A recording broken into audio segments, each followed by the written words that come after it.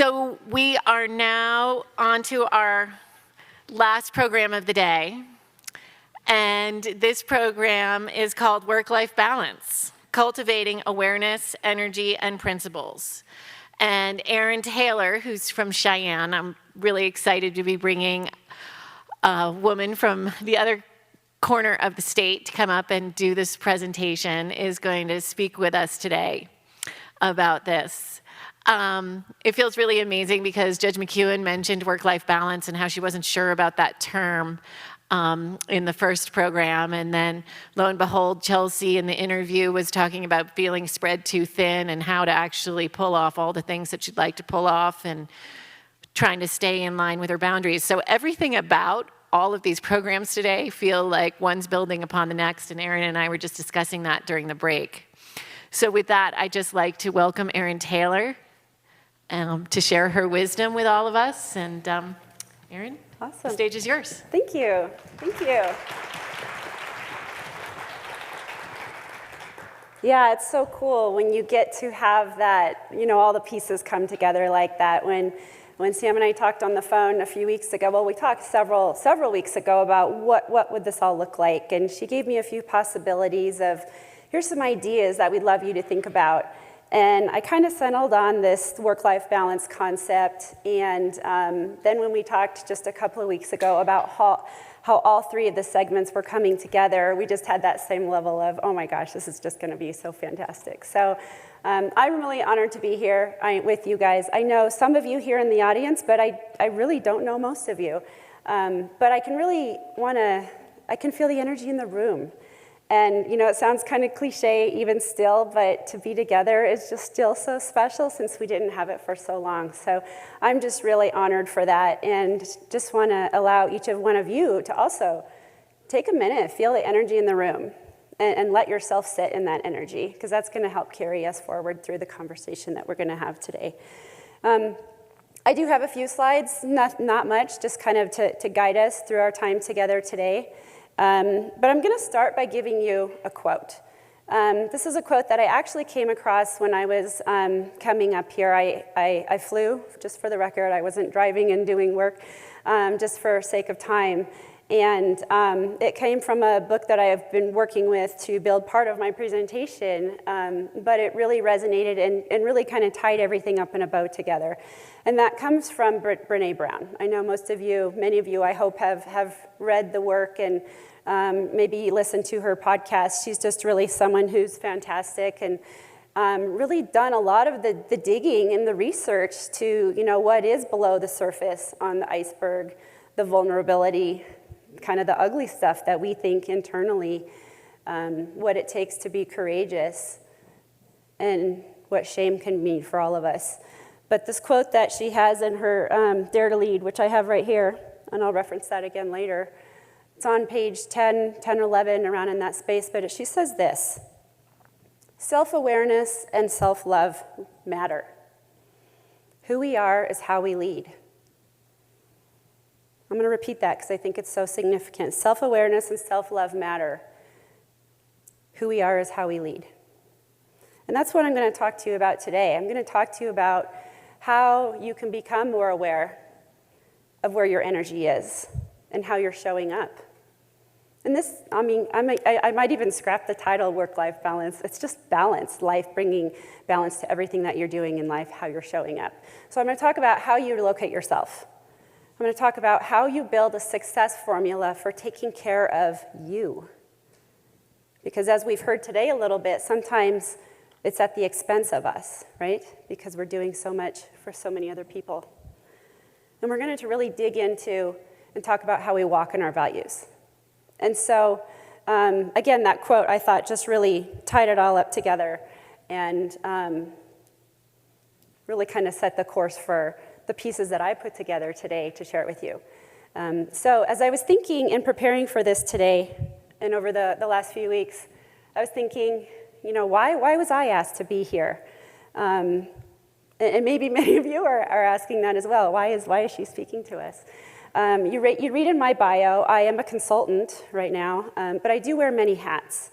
Ironically, I did just receive my professional certification for coaching as well, just like Jamil. And I'm really loving her story because I'm pursuing certification in emotional intelligence as well, but that's kind of like my what's next. Right now, I'm really earning my bread and butter from being a consultant. I'm the owner of Taylor Strategies and Consulting, and 90% of that work is in the legislative space.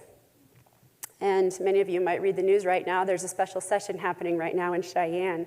And so the opportunity to come here was both stressful because I had to leave what I'm really working on right now, but also a welcome opportunity to get out of some really tough conversations, maybe that aren't happening.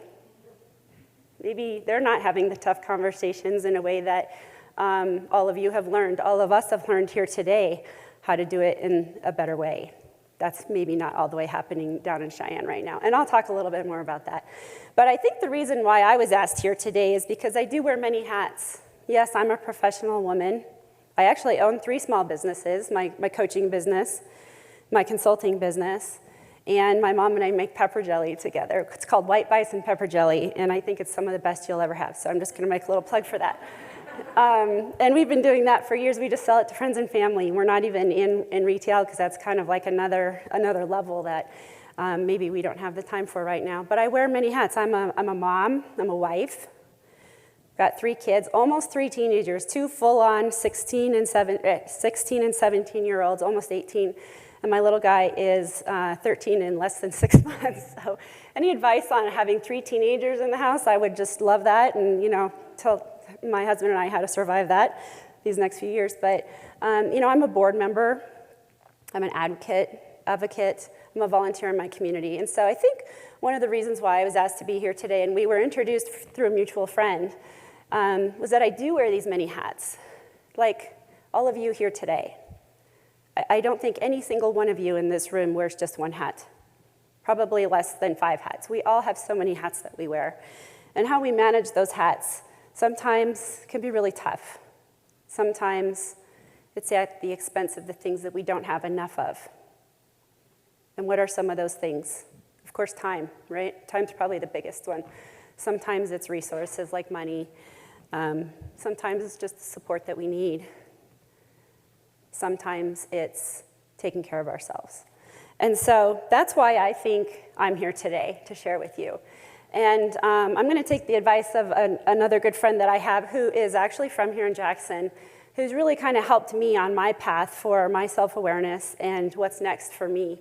And she said to me, sometimes, Erin, you don't really have to prove, you don't have to come up with all the data, and which I like because I'm a nerd about the data, and I'll tell you more about my nerdiness later. But sometimes, she said, what's really powerful is that you just have to say it worked for me. And so what I'm going to share with you today are some tools, and I like to call them practices, that have worked for me to bring more balance to my life. And so that's what we're going to do here today. So the outline of the time together, I'm going to tell you a little bit more about my story. Of course, you have my bio in your folder. I'll tell you a little bit more what's behind that, because that's kind of the professional, what we put on paper. I want you to know a little bit more about me. I really want you to know my why, because for me, in my journey, there's a big why. And there's a breaking point. Some of us have that breaking point. Maybe it's a significant health challenge. For me, that's what it was. But maybe it's a significant life event. Maybe it's something that has changed your trajectory for one reason or another, maybe by your choice or not your choice. And so I want to tell you my why. And then with the time that we have together, I do want to offer you 3 practices, 3 tools that you can keep with you. And those are some of the little cards that you have in your folder. Maybe you've been looking at them, wondering when we're going to use them. They're for this talk. And I'll reference them as we come across them. So my hope for you is that these are things that while we can do them here together, I'd love for you to take them home. And maybe you hang on to them. And maybe you pull them out in 6 months. Maybe you pull them out in 4 years. Maybe these are things that really become part of your everyday. So that's my hope for this time that we have together. for you. And then if we have time for questions, we'll do that. If we don't, that's great. I'll be out in the lobby afterwards. But my hope is that you'll take away what I have learned over the last several years of my life, that there's opportunity to change our energy and how we show up. And then through all of that, there's opportunity for growth. So with that, I'm going to talk to you a little bit more about me. What you see from my bio and what I just mentioned about, I'm an entrepreneur. I have 3 small businesses, and they kind of are all going simultaneously. Pepper jelly is a little more seasonal because we do it to prepare for the holidays, but the others are ongoing. Special session happening right now, representing clients, which is really a blessing because I founded this company about, going on 6 years ago now, 7 years. And one of the really cool things about getting to work for yourself is you get to really choose who you want to dance with, and who I want to represent. And so that's been really, really powerful. I've represented a lot of tech clients over the years. I represent our community colleges in Wyoming, which is the microphone. I'll just reference down here in my heart. I represent the arts, so to be here in this beautiful facility is, I know how special this is for your community and the culture in your community, so I'm really honored to be here in this facility. But yes, I am, by any scorecard, by any spreadsheet, whatever you want to say, you could say that I'm busy with the 3 kids at home, the sports that go along with it. My husband is also in a professional space where he works with the legislature. He represents a trade association and his members, not only in their own work interests across the state with the feds, and also with our Wyoming legislature. So we sometimes have interesting pillow talk at our house because we're talking about politics and issues. We are rarely on opposite sides, which is lovely. But we are interested in who's getting elected, and because that's really central to what we do, and so we talk about that with our kids.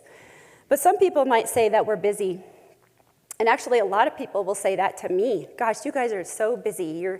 Your family's busier than anyone I know. And sometimes I take issue with that because I hate the B word. I really do. People like to wear the badge, the busy badge. And I'm seeing a lot of head shaking, right? Because you all know who I'm talking about, don't you? You know people in your life who like to wear the busy badge. They like to tell you how busy they are, how busy their kids are, and they're running around. But what I take away from that is they're less interested in being with you and being present than telling their story and how busy they are. So I do not use the word busy. I like to say we don't know any better because we kind of don't. We got married and had kids, and this is the life we lead, and that's okay. But that's a little tangent about being busy and the busy badge. But here's my why. Here's my story. About 6 years ago, living this life, traveling, raising kids, all of this stuff, going along, and then I'm really starting to realize I'm more tired than I normally am, and I'm a mom with young kids. I'm tired, right? Maybe we're not getting enough sleep, and all the things that go with that. But I'm tired beyond tired, and I don't know if any of you in the room know what that feels like. Tired beyond tired. You wake up and you're tired. You're just like, oh my gosh, is this going to get better? I'm starting to experience significant joint pain, and I'm like, wow, okay. I feel like I'm 80 years old. I'm not. I'm in my 40s, and I'm actually not going to be in my 40s for much longer. I'm experiencing brain fog. How many of you have experienced brain fog? You don't have to raise your hands, because that's maybe pretty personal. It's like your thoughts are trying to swim through Jell-O. You can't remember people's names, and you've known them for 20 years. It's debilitating. And I didn't know what was wrong. And I'll tell you, I've had some minor health stuff, and had a lot of people tell me, you're female. That's what it is. That's the problem. Or, you're going to go through the change. I'm like, really? I don't think that's what it is. I know my body. I'm not in that space yet. Something more is going on. And so I will tell you, I had a moment, kind of the straw that broke the camel's back, if you will, or maybe it was the stepping off to getting better. however it is you want to look at it for me. But I'll tell you exactly where I was. I was in Casper, Wyoming. It was in the middle of winter because it was cold, and I'll tell you why that's significant. It was at a legislative hearing, the Joint Education Committee, and I was set to testify. And if you've seen any sort of those sets up, you know, they're set so that 15 people can be at a dais, there's a table to testify, and then there's an audience. Just, you know, a room like that you see all over the state in those situations. I was getting up to testify on an issue that was kind of an easy thing to do. I've done it 1,000 times where you have to prep all night, you got to get your facts straight, you've got to make sure you have the right people to back you up, all the research and the data, and I'm nervous, right? This wasn't that. This was, hey, Mr. Chairman, just to follow up from the conversation that we had last time, here's what's happened. Easy peasy. I will tell you, I had a full body meltdown. I didn't know why. I was sweating from head to toe. Couldn't catch my breath. Could barely get the words out. Was shaking. And it was all I could do to finish my testimony. And I didn't get up and sat down. I got up and walked straight out of the room, and I had to go outside because I was having a panic attack, a meltdown. I don't know, whatever you call it. It was scary as hell. And for me, that was the crux, right? That was okay, Erin, something's wrong. And so that's kind of the long and the short of it. I had to start going to the doctors, keep talking to my doctors, those that kind of said, you're female, it's anxiety, whatever, and really advocate for myself because I knew something more was wrong. And so the long and the short of it, it took as many doctors as I have on how many fingers I have in Wyoming and in other states to find out that I had autoimmune issues at play. And if any of you have experience with autoimmune issues, you know that they're the great imitators. They're so hard to diagnose. Not just one lab test can often diagnose them. Sometimes it's a series, and it's pretty in-depth evaluations. And then what comes from that is the realization that you have deficiencies in vitamins and minerals on as many fingers as I have. And you also have weakened ability to handle stress in your body because your adrenal system's absolutely kaput. So that's where I was. That's kind of here you go, that's what's wrong with you. And so for me, what really came out of that was you have to make significant changes in your life, Erin. You're gonna have to change how you eat, all the gluten-free and dairy-free and all, that's fine, I'm happy to do that. You've got to take some supplements to try and build your system up. And you've got to figure out how you manage your stress until your body's strong enough to handle stress in a healthy stress response, how we normally handle stress and navigate.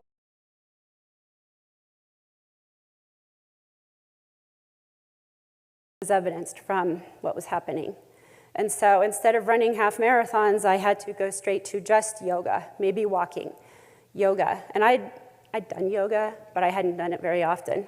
So luckily I have a really great friend who is a yogi in Cheyenne, and she took me under her wing, and she really took care of me and taught me the beauty of yoga and what it can do for you and your body. I learned a lot of meditation in that space and that later. But moving to a space of completely changing how I need to do things. Learning more about mindfulness then started to come up more and more. And, the meditation, what does it mean to be for mindfulness? And I just started, you read something, you see an author, you listen to a podcast, you go read the book. That's how I have so many books, I've read them all. And because I'm so curious about what this means, because it really sparked something inside of me about how I could show up differently with my energy. And so the mindfulness journey is something that I frankly started way before I knew I even wanted to be a coach. The coach happened during the pandemic, which is one of my pandemic blessings, is that I wasn't traveling and doing all of that, so I had the time to spend hundreds of hours doing the coursework and the peer coaching to be certified. So I digress. Back to what I'm learning about mindfulness, I started reading the books. I started personally just going to the conferences and learning as much as I possibly could. And it really transformed my life. It really brought about more self-awareness for me. And I learned some tools that I implemented myself. These are things I found that I just said, I think these are essential to how I need to move forward with my life. And now, just kind of how it's all worked out, these are things that I teach my clients. And I like to share my family. We use this nomenclature with my family. And so it's really kind of cool how it's all come together. And so what we're going to talk about first is how I like to talk about how you're showing up, how you locate your energy. And what do I mean by that? It's, I'm going to show you a video that's going to exactly tell you what I'm talking about, and then I'll tell you a little bit more about how I've utilized this tool. So that's how I think I'm going to do this. I'm going to show you the video. And this is from a group called the Conscious Leadership Group. The Conscious Leadership Group, I first heard of them and experienced them at a Mindful Leader conference in Washington, D.C. And Jim Dethmer is one of the co-founders of this group, and he was the one who was the main presenter. And I listened to him speak, and he talked about the concept that I'm going to share with you today. And I remember going back to my hotel room and calling my husband and saying, I have to tell you all about this, because it just broke me open. How he talked about this is so simple, but it really resonated with my core, with how I think about things. And so it was that powerful in that moment that I had to call, my husband's name is Sean, call Sean and just say, this is such great stuff. But I was a little emotional about it because I thought I think this can be something more. So I'm really excited to share it with you today. Location. Brought to you by the Conscious Leadership Group. Find them on the web at www.conscious.is. Animation by Graham Franks, www.grahamfranks.com. One question that conscious leaders ask themselves over and over is, where am I? To support leaders in locating themselves as they ask the question, where am I? We offer this tool, a line, a simple black line. At any moment, all leaders and all people are either above the line or below the line. Our location describes how we're being with what is occurring in our life right now. If we're above the line, we are open, curious, and committed to learning. If we are below the line, we are closed, defensive, and committed to being right. Stop right now and simply ask yourself, where am I? In this now moment, am I above the line or below the line? Typically, when people are below the line, they believe certain things about the world. For example, they believe there is not enough. It could be that there's not enough money, or time, or space, or energy, or love. People below the line also believe that their story about the situation is right. People below the line also believe that there is a threat out there. Something or someone is threatening their desire for approval, control, or security. And people below the line see the situation as serious. The deeper below the line they are, the more serious things look.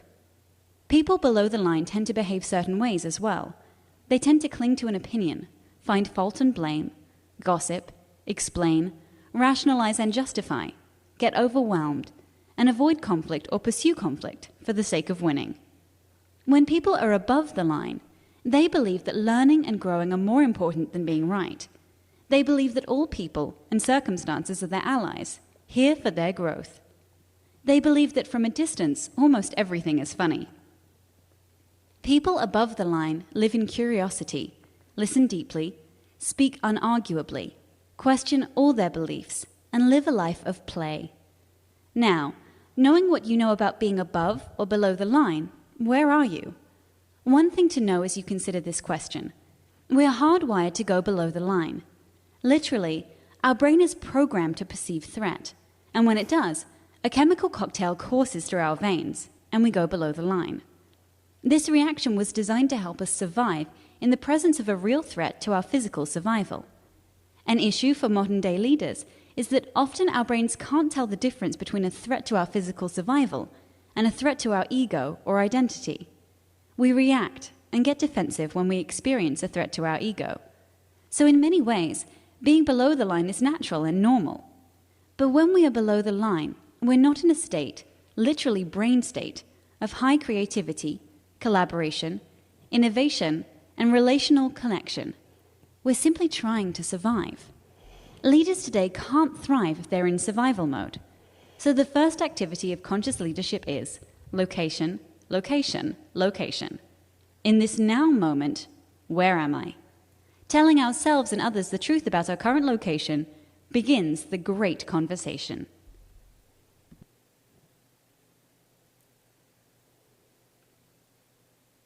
How simple is that? A horizontal line.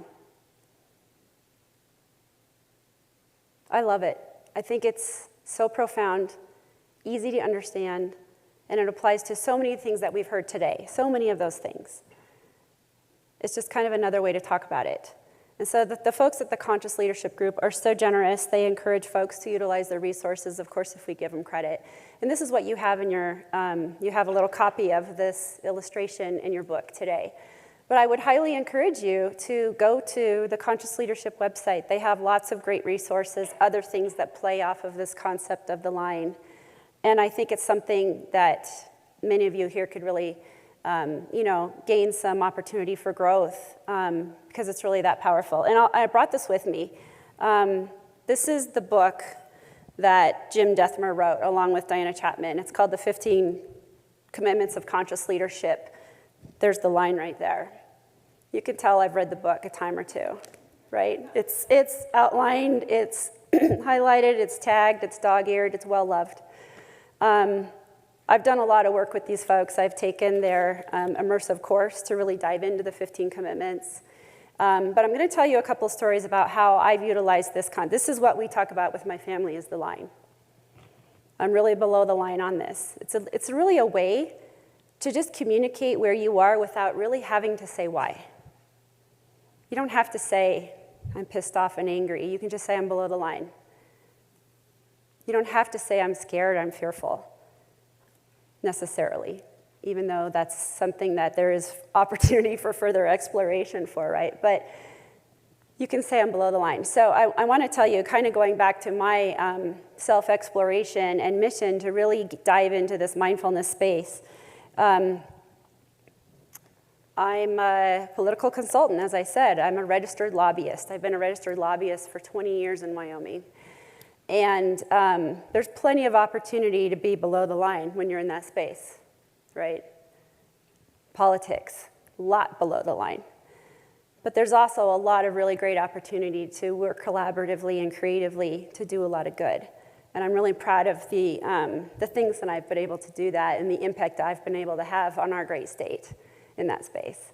But I'll tell you a little story. This was the year before the pandemic. So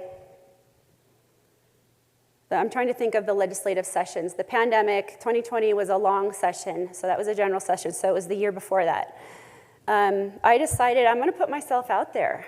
I'm going to walk in the vulnerability of sharing this stuff. And I was kind of scared because I didn't want people to think I was, less of a lobbyist or getting foo-foo on people. You just don't know what people's perceptions are about this. But I learned that there's opportunity to share it, and it's okay to do that. So I created what I called the mindful mindset, and we did it every Tuesday morning. And I talked about, are you curious to learn more about what mindfulness is? Are you curious to know how meditation can benefit you? And it was open to all legislators, all lobbyists, all staff at the Capitol, the governor's staff, any security, anyone who works up there at the Capitol. And I put flyers out there, and then I was scared shitless. I was like, who would show up, and what would they think about it? And then knowing it was me, because I didn't say, Erin Taylor is going to bring this. I just said, I kind of wanted to be blind, see who would come. And guess what? People did come. Now, not all 90 legislators came, but some did. And we had some men and women. And we didn't have any other lobbyists. I'm still working on that. But we did have legislators, and we met weekly. And I put together a little tiny half-hour little program, and one of the things we talked about was the line. And I showed him this very illustration. And this is the power of how this can work. It has now become part of how we talk to each other. For those who were in that core group, it's how we talk to each other. We even text each other and, oh, boy, I am way below the line on this one, And that's really kind of the beauty of it, is that it can become a tool that you can use on how you communicate with other people. Now, I also want to tell you with my other hat, my coaching company, by the way, is called Vita Coaching. Vita in many languages means life, so it's life coaching. And I want to focus on life balance and intuitive leadership. So thank you for allowing me to learn today, because I've learned a lot. But one thing that I'm doing with that is I'm teaching mindfulness to one of our U.S. senators' staff on a weekly basis. And we're not actually even talking about it in terms of leadership, or, sometimes you have to be careful what language you use.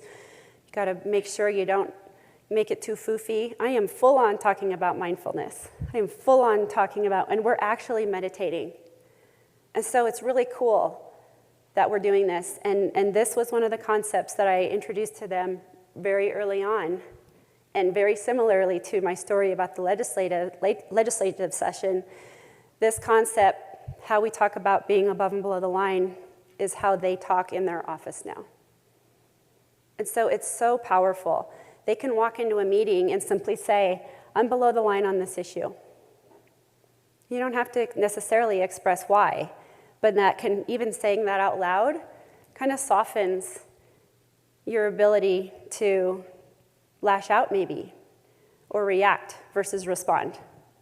And so there's so much power in this, and that's why I was so excited to share it with you. What's not included in your handout, and this is what is on the website for the Conscious Leadership Group then, is the associated thoughts, emotions, and behaviors with each. And so we heard a little bit about that earlier, right? These things they all kind of play off of each other, but they're also powerful in each of their ways. And so if you want to use something like, I will use the special session right now down in Cheyenne. Most of the conversations down there are not above the line right now.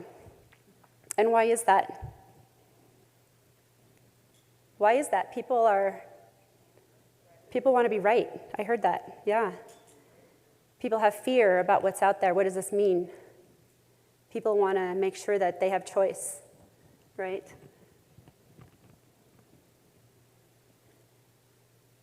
And so what's happening is the emotions are running high, because instead of listening to each other and employing the Mike Enzi, leave the 10% here and the 10% here where we don't agree, let's work on the 80% where we can agree. That's what some people are trying to do, but maybe not everyone. So it's just really tough. You see a lot of people not listening to each other, and a lot of that is based out of fear. A lot of it is being right. So again, I will encourage you to explore this concept a little bit more, and maybe you utilize it in your life. Maybe you utilize it with your family. Kids really, really understand this. It's so simple. They almost look at you like, wow, who was the genius that came up with that? But really, these folks are in that space. So the horizontal lines are everywhere. So there's reminders about where your energy is everywhere. So I encourage you to just keep track of those horizontal lines in your life. So now we're going to switch gears. We're on practice number 2, talking about cultivating energy and what that means. This is the other handout that you have in your packet. This is where we're going to talk about how we take care of you. What's the one thing in common with all the hats that you wear? You, right? You're not always a mom or a teacher or a friend or a wife or a colleague or a businesswoman, but you are always you. And so what I have learned in my life, and I do tend to liken this to how we do talk in leadership or business or even on a nonprofit. You do have goals and measures that you do evaluate. How are we doing? why don't we do this with self-care? You know, we heard earlier about the struggle with trying to find that balance. And I'm so excited about doing all these things, but maybe I'm not giving 100% to each of them. We all have goals. I'm going to run 5 miles every day this week. And that's laudable, and I hope you do. I don't do that anymore. But I do have a formula for self-care now. And it is something that I evaluate for myself on a daily basis. And I say, how did I do today? And so that's what I'm trying to teach you today, is that it's not about setting these lofty goals. It's not about making this big plan. It's about making a plan that you can do and put into place every day. And so what does that look like? And this is what you have in your handout. One side of the card, I want you to start on this side where you see these questions. And this is something, these are all kind of self-exercises. You don't need to share these with anyone. But like I said, start them here, and then take this home. And then maybe you really dig in. Maybe you need to take it to a coffee shop and have some alone time. Maybe you do it, maybe you can do it, you know, when you're thinking on the treadmill or whatever. But really give it some time. And so I'm going to walk through these questions. I want you to think about what activities make you feel depleted or below the line. What activities in your life make you feel in that space? You're challenged. You're stressed. And sometimes that's okay, and we can't necessarily get rid of all of that. But think of those activities. What daily patterns or routines are not working for you right now? So these are things that you're doing every day. Maybe they're not serving you. Are they have-tos? Are they shoulds?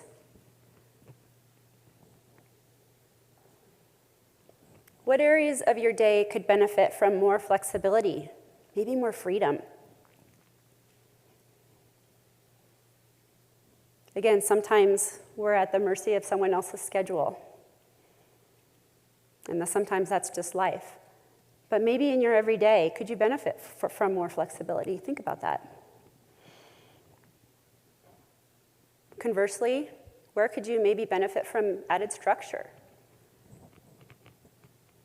You know, maybe there's a part of your life that you have lofty goals, or it's a growth goal of yours, but you just can't quite get there. Maybe you do need to put a little bit more structure around that and thinking about it. I'm going to ask you to think about what habits or patterns that you have in your life right now that really bring you joy or positive energy. Creativity, collaboration, being above the line. Think of those areas of your life as well. Think about where you're most at ease. And a question that I don't have on here that I want you to write down if you can, is who are you with when you're at your best? Because I think that is such an important question that we may overlook in our lives. And there are some things that we can do that are at our choice and some things that are not necessarily always at our choice. And we're always going to have to work with people. But we do have the choice to be around the people who make us feel at our best. So think about who they are and what circumstances that you're with them. What activities, maybe what places, things that you have in your life that really make you feel inspired? How can you incorporate those more in your life? And one thing that I think is really important, and we talk about this a lot, as, you know, are you a morning person? Are you a night owl? What time of the day do you feel most open and receptive? I'm a morning person. My husband is a night owl, so that's kind of funny. In our household, he gets his best work done kind of when the house settles down and everyone else goes to bed. I get up early, kind of for the same reasons, but I'm in my best energy in the beginning of the day. So if you've had an opportunity to write some things down, think about these things. And I'm going to ask you to flip the card over now. Because when you flip the card over, this is where, getting ahead of myself. I'm just going to move back. If you flip the card over here, this is where you can build your success formula. Think of the things that you can do every day to help you be your best you and show up in your best energy. And I'll tell you where I've landed on this, and I've done a lot of work with this, since I've really had to change how I operate me, basically. I've had to figure out a way for me to really dig into this and evaluate this every day. Am I doing a good job with the things that I need to do to keep the shop running, my shop? And so for me, there are things like sleep, not just enough sleep, but sleep hygiene. What are you doing before you go to bed? Are you on your devices? Are you watching TV? What's the light in your room look like? What's the temperature of your bedroom? Things like that. Movement. And for me, with my body, I have a lot of joint challenges, as I mentioned.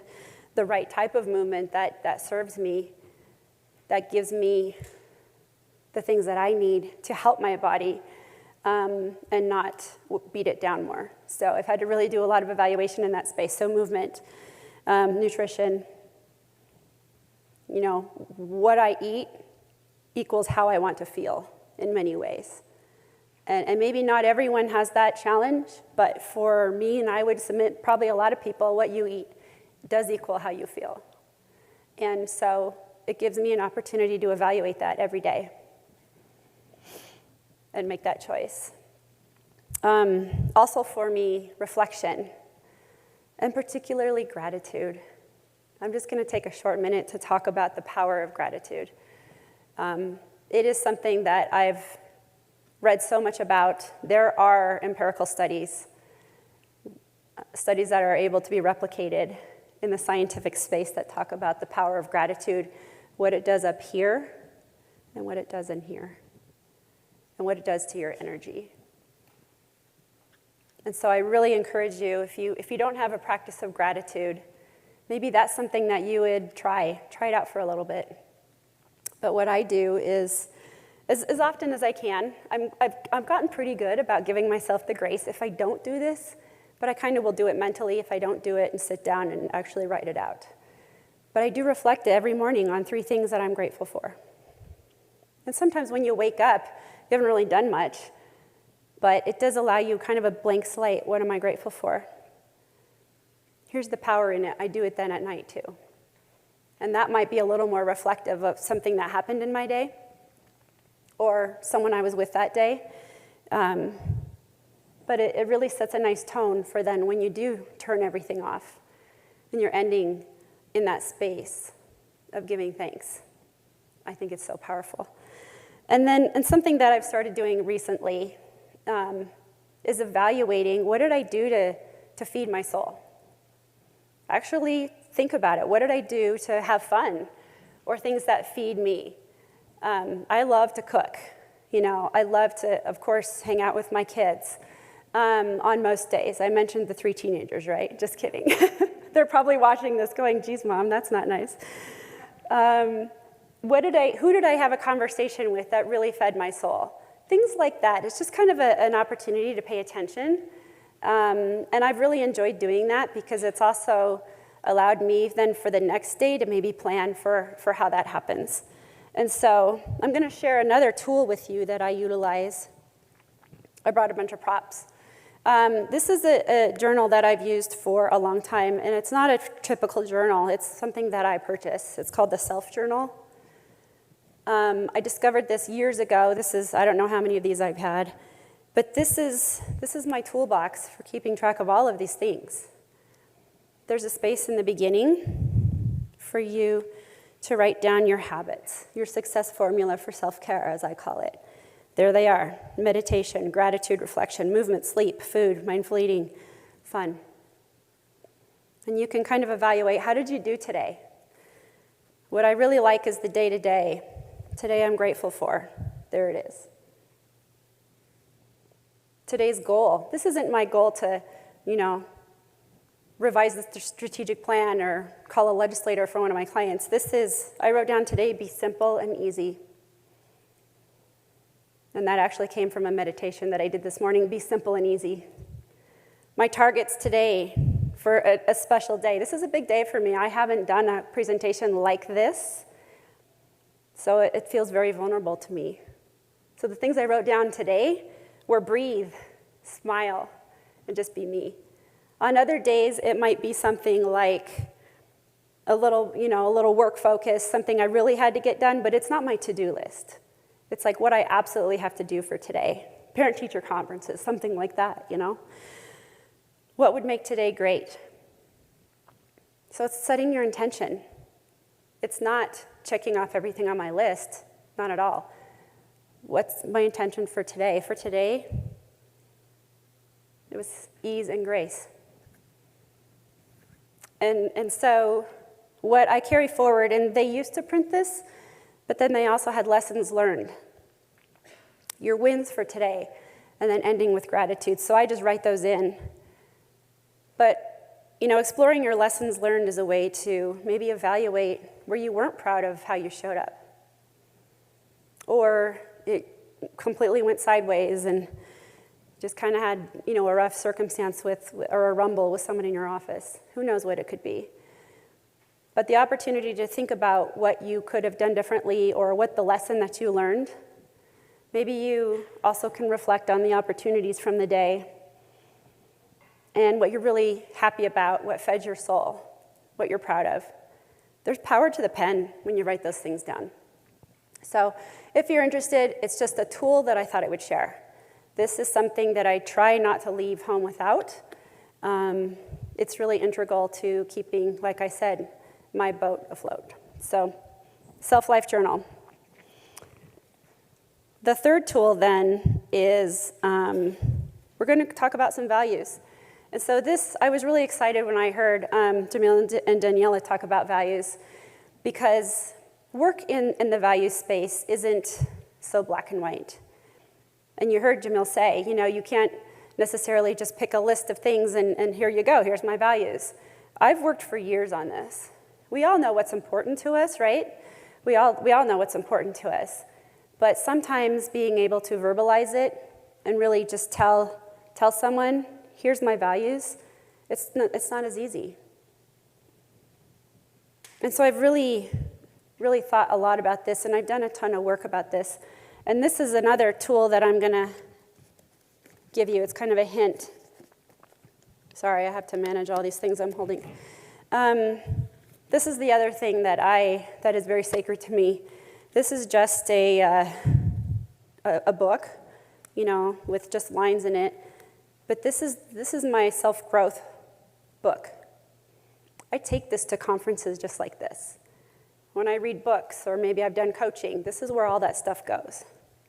And so for me, when I've done the work over the years on values, I can go back and reflect and say, how parallel is this to the work I did at this conference or with this life coach or whatever it may have been? How does that resonate with me now? It's so powerful. So maybe you already do this sort of work. This is just something that's really powerful for me, that it's a work in progress. I'm actually working on something kind of like what does my year next year look like? Almost my own strategic plan. I actually do that with a couple of my coaching clients. And that's what the pages are hanging out right here, is what is that going to look like for me next year? And how does that play into my core values? So what you have in your folder then is a card with some values. There's lots of ways to do this. This is just one that can add to your exploration. And so like what we heard today earlier, that's also another way to do this. Tie them together and really use the opportunity to reflect and see what's really at play for you. That's the value of really digging into your values. And so working over time, you have the opportunity then to find some synergies. And like we did here earlier, they likely will change. But maybe they don't. Maybe they still are kind of parallel to what you know is inside you. When you're in conflict on something, knowing your values helps you make that evaluation. What's at play here? If one of your core values is freedom, which happens to be one of mine, and I'm not necessarily talking, God bless the USA freedom, I'm talking about the ability to make my choices and how that plays into my personal life, my work life, my family life. If something's at conflict with you, how can you move forward? How can you shift your energy in that space? But if you're unaware of what's at conflict, that's where it gets sticky, because we just simply don't know. So that's the value of learning. That's the value of learning your values and where they are. And so what you have in front of you is something, I kind of pulled this stuff together from several sources, but a way you can do this, and what really kind of buttoned this up for me was when I was going through my coaching certification. You know, there's a whole bunch of self-exploration and growth that happens when you do take the work to become certified in something like that. And it's that work that helped me solidify my core values. But we did something like this, where you just explore the themes, the areas that really resonate for you. So, you know, on the card you have, circle them, underline them, highlight them, whatever it is. And maybe with some time, you don't have to do this right now, and I would encourage you maybe not to, go through them and group them together. Because you'll find that some of them play off of each other, maybe they're similar, maybe they're synonyms for each other. Oh, excuse me. And maybe you have 5 or 6 groupings, and do some work to figure out which one of those words could be the header for that group, if you will. And so that's a way that you can kind of incorporate several of the things that you know contribute to that value for you. But having one word is maybe a little bit easier to manage than having a core list of values that's 5 here, 5 here, 5 here, and 5 here. You know what I'm saying? So the value of doing this then is that it can allow you to grow from that. Sometimes you can take that verb or that word and make it into a verb.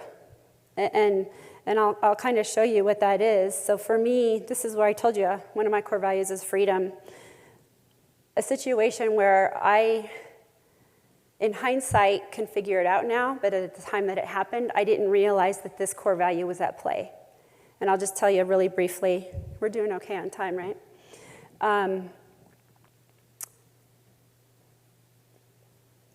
I told you I was a registered lobbyist for 20 years in Wyoming.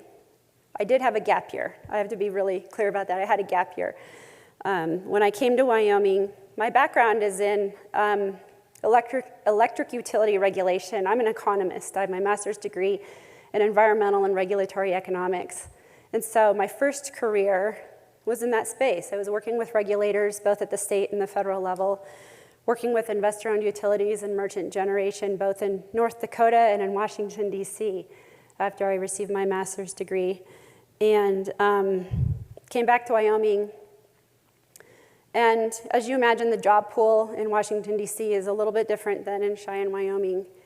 And so I wasn't exactly sure what I was going to do when I moved back to, I said yes to my then boyfriend who I met in D.C., and we knew we were going to make our lives in Cheyenne, but I didn't know what I was going to do.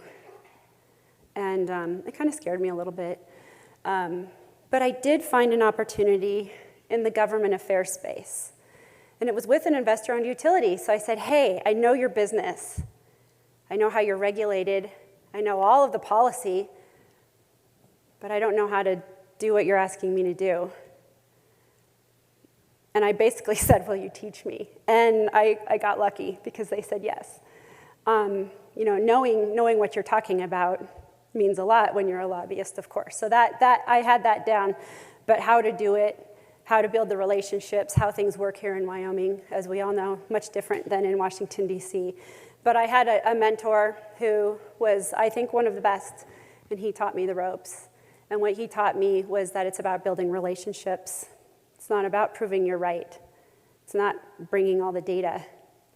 It's about getting to know you, getting to know that your daughter plays volleyball and your son played in the band, because that's what you come back to when you meet with people is who they are as people.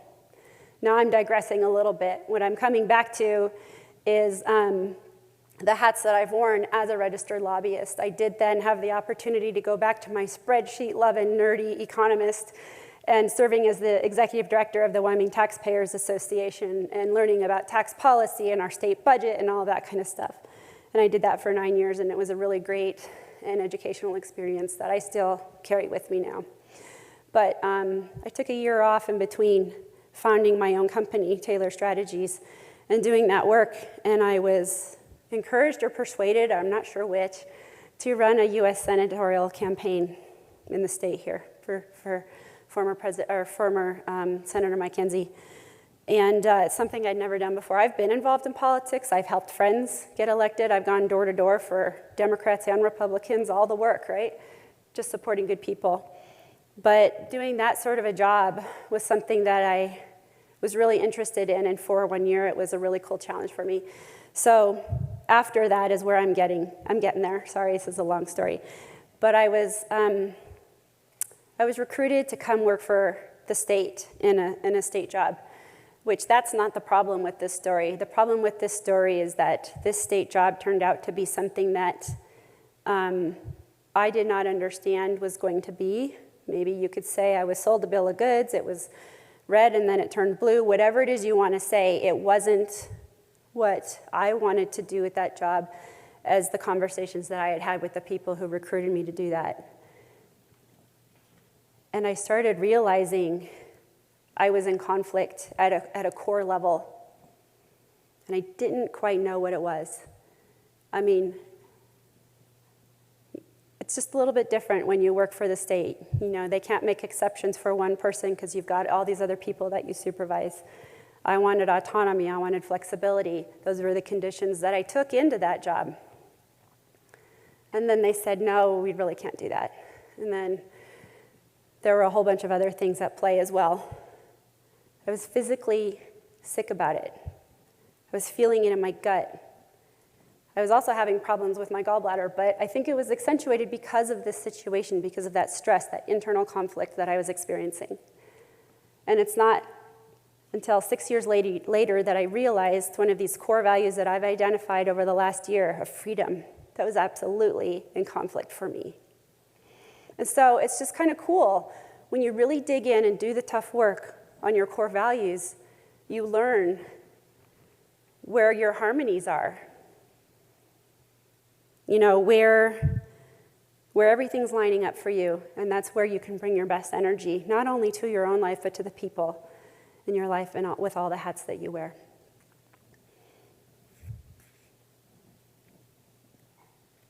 Here's my other values: creativity. For anyone who knows me, they used to call me Martha Stewart. I'm not all that crafty anymore, but I do like to be creative. I love to cook, I mentioned that. I do love to paint. My husband encourages me to paint more. Of course, I'm constrained by my time and my choices. But last year, I did decide to give paintings as Christmas presents to some of the people in my life. And I will tell you, for any of you who make things and give them to people, it's like giving a piece of your soul to someone, right? And I was really nervous to give those presents because they meant a lot to me, and I put time and my love into them. And so it's kind of a love language when you're able to give that sort of a gift to someone. So creativity, and I'm trying to work on that more and building more of that into my life. Joy. I really try and find the joy in every situation. And sometimes there isn't any joy, by golly. But what can I learn from it? How can it feed me? How can I bring joy into my life? So that is something, and if you look in my self-journal, you'll see I write my core values down often because I'm remembering to live in these values and incorporating them throughout my day. It's freedom, creativity, joy, and balance. You've heard my story. You've heard how my living out of balance, and who knows, when you've got a health condition, you never know the chicken or the egg of how my lifestyle was contributing to my health issues or my health issues were contributing to not being in balance. Who knows how that fits together, but it is a puzzle, right? And so balance is something that I make sure I incorporate into my daily life. And I try and incorporate it into my relationships, and I'm probably not always doing a good job of that, but it is something that I think about. So with all the hats that you wear, the ability to really identify your values allows you to walk in your values. It allows you to show up in your values. Who you are is how you lead.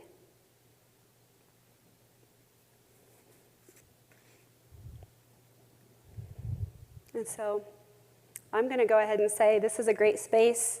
If we do have some questions, Sam, I don't know if any have come in online or where we are timeline. I thought I would go ahead and say we can cut it off. We can open the audience to questions for Erin. Does anyone have any questions?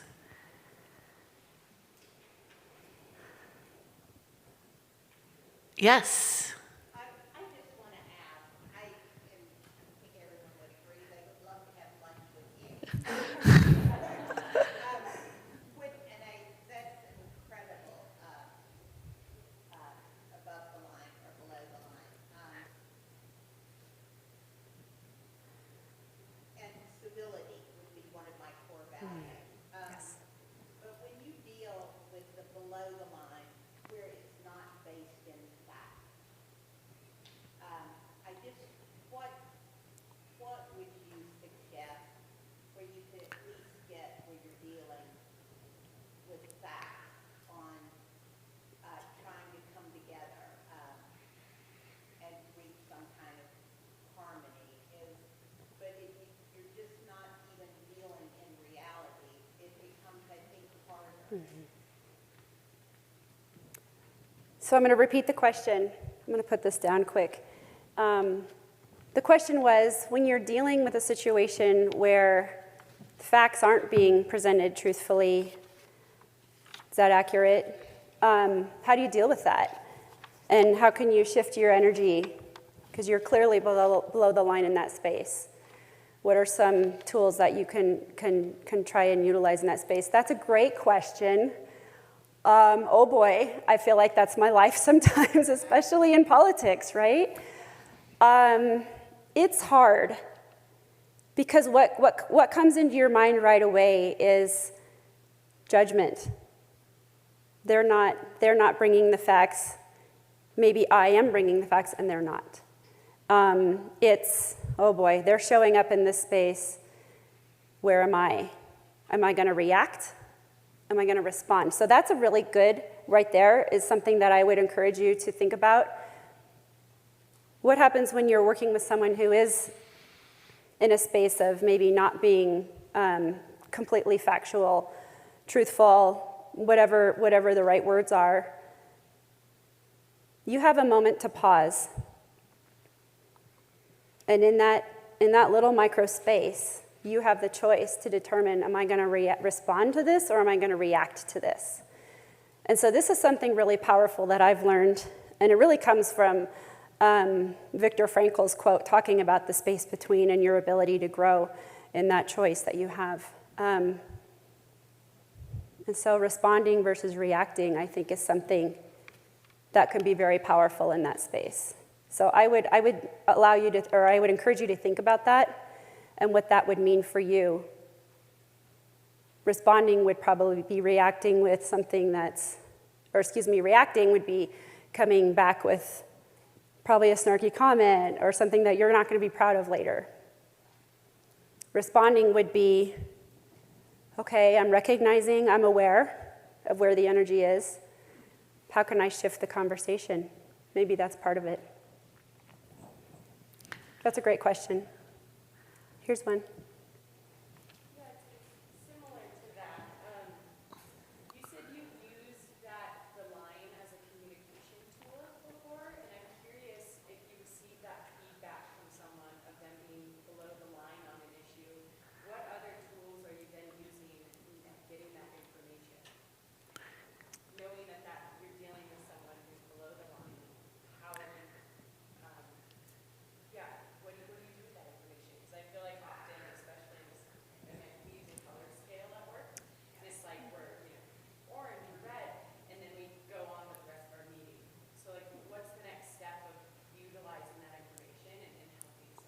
That's a really great question. I'll repeat it. Once you have a bit of a scale, and the example was in her life, they use a color coding system to say kind of where they are. Maybe you're green, yellow, or red, kind of typical. What's the next step then? Where do you go if someone is below the line? What is the next step? I would suggest that gets into some of what we heard from Jamil and Daniela, and I talked about a little bit too, is then digging in a little bit more, maybe not just saying, well, why? Why are you below the line? What are you feeling?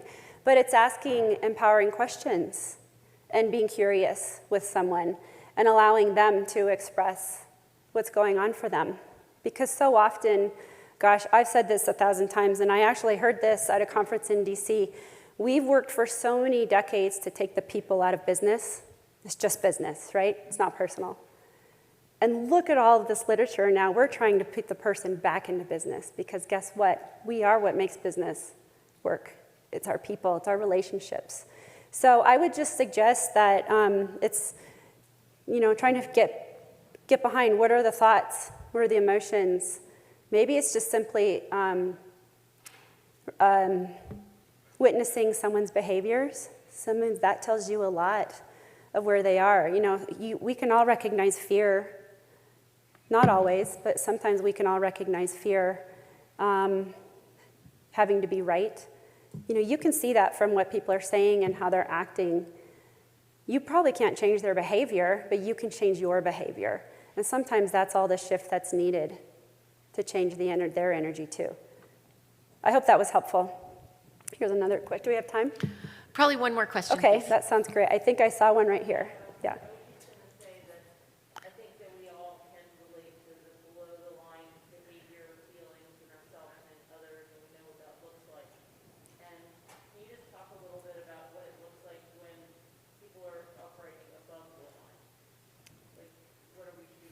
Yeah, that's a great question. The question was, we're talking a lot about below the line, and we can all relate to what that looks like when we're below the line. But maybe we didn't dedicate enough time to what is above the line, and what does that look like? Maybe what does that look like in your organization? So, referencing your card in there, that's where curiosity, I think, is really a key component to being above the line, because you're not so settled on your opinion and being right. You're curious that there could be another path, another solution. So curiosity to me is a really big part of that. Another thing to look at is where's the opportunity? And that's something that's really big with me and kind of fits with how I think about things is, of course, I'll have fear and anxiety about something, but if I get my head in the right space, where I go next is where's the opportunity? And that's above the line. That's totally above the line. Maybe you're just above the line, but you are, and you're curious about what else could be out there, that maybe my opinion isn't the only one, that it isn't the right one. And so those are two, and then collaboration, I think, is really key too. Talking back to that, the 80%, we know we're not going to agree over here. We know we're not going to agree over here. Why can't we work collaboratively to find a solution in this space? That's above the line. Over here and over here, that's all below the line. And sometimes they're so far apart, they come together eventually, right? Actually, that's what's happening in Cheyenne right now. But working on that 80%, where can we work together? Let's be curious. Let's work together. So that's what I would offer you in that space. So, Sam, with that, I think that's it. Thank you so much for your time, your most precious commodity. Thank you for spending it with me today. I appreciate it. Thank you, Erin. And I want to thank all of you for sticking around all afternoon. It feels really good to be concluding at the above the line here. So thank you, and thank you for asking that question.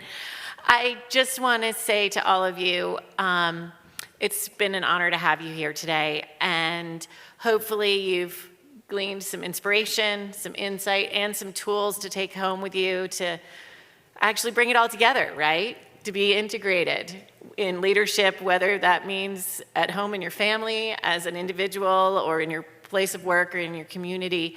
Really hope that you can take these tools and share them. And we don't really have the length of time for the networking. We're still in this funny place, but I encourage you to share what you learned today with your friends and family and colleagues, and continue this conversation. Just a few housekeeping things. Before you leave, we really appreciate it if you pick up your trash in the auditorium. It really helps us and the center staff out. I want to thank, once again, Patrick and Willie and Bryce for their help today, and for the Center for the Arts. They really have outdone themselves as we have been confronted with the pandemic. They have really extended generosity in terms of making these hybrid opportunities available at affordable prices, and we're so grateful for that.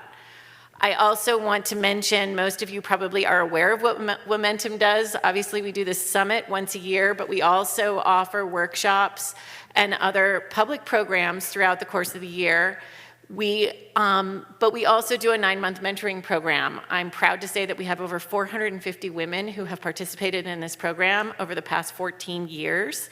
And they tend to be a lot of the movers and shakers around here. And we now have a sister Momentum in Lander. We would love for more female mentoring programs. Connect to Women, which their founder, Kate, is here and was a sponsor for our organization. She offers mentorship out of Riverton.